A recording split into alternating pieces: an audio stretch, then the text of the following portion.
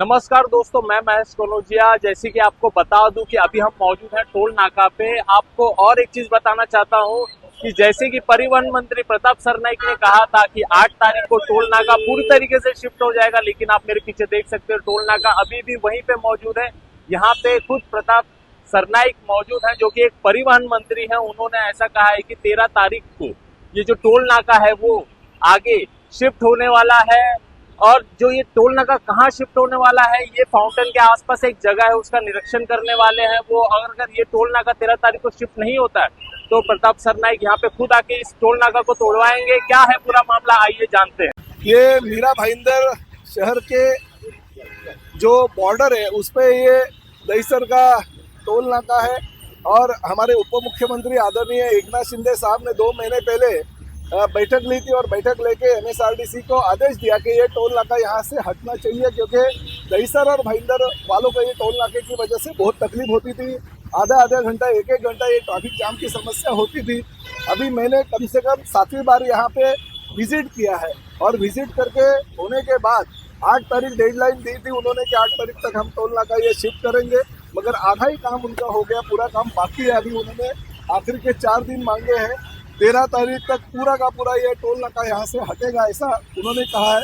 तो हम टेम्पररी तौर पे आगे ये टोल नाका शिफ्ट करें, मगर परमानेंट टोल नाका वर्सोवा ब्रिज के आगे आज उसकी भी हम जानकारी ले रहे हैं कि कहाँ पे एमएसआरडीसी को टोल नाका चाहिए।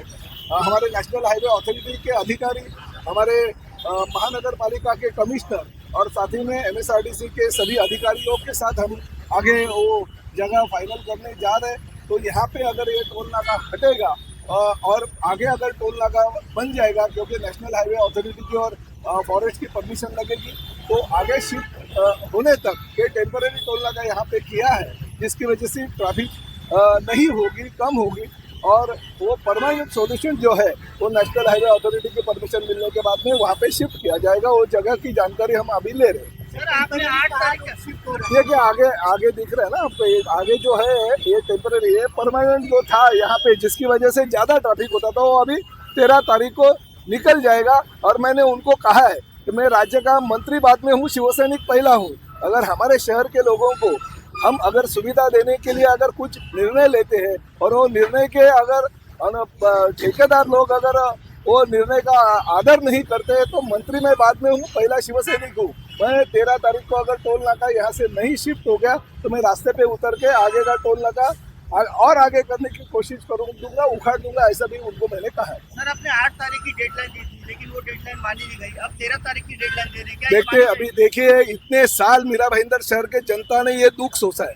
अभी इतने साल दुख से अगर सहन करने के बाद में अगर 4 दिन का और वक्त अगर मिलता है तो मेरे ख्याल से कुछ बुरा नहीं है। और ऐसा भी नहीं है कि उन्होंने कुछ भी काम किया नहीं। आधा जो टोल नाका आप अगर देखते हो तो आधा उन्होंने निकाला है, वहाँ से थोड़ा आधा बाकी है। तो उनको वक्त देने के लिए मुझे लगता है कि ऐसे देना चाहिए, क्योंकि उन्होंने ये बोला कि सीसीटीवी और सिक्योरिटी के रीजन से जो भी चीज़ें हैं वो निकालने के लिए थोड़ी देरी लगती है, क्योंकि वो दूसरी जगह शिफ्ट करने पड़ते हैं।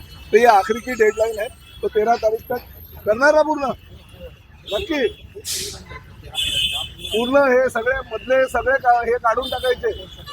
काही मला डिवायडर वगैरे काही दिसले नाही पाहिजे, त्याही बाजूचे इकडलं तिकडे सगळं, इकडे काही टोल नाका होता असं दिसणारच नाही पाहिजे। ती जबाबदारी तुमची, तुम्ही 4 दिवस इकडेच राहा, बाजूच्या हॉटेल मध्ये राहण्याची व्यवस्था मी करून देतो। सर, एक चीज और है, अतिक्रमण जो है वो हटाया नहीं गया। वो हमारा नहीं है। हमारे कमिश्नर साहब जो मीरा भाईंदर के हैं, उन्होंने और मैंने खुद बीएमसी कमिश्नर के साथ बात की है। उन्होंने अतिक्रमण हटा के देने की भी घोषणा की है, हमसे प्रॉमिस किया है।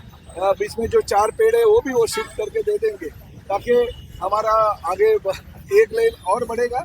और साथ ही में वो जो इंडस्ट्री है उनका भी कोई प्रॉब्लम है, वो प्रॉब्लम भी सॉल्व करने को मैंने ट्रैफिक वालों को बोल दिया। सर जहाँ एक तरफ आप 13 तारीख को बता रहे हैं हट जाएगा, दूसरी तरफ आप कहने का नहीं हटेगा, आंदोलन होगा। अरे बाबा, धमकी दिए बगैर कुछ होता है क्या?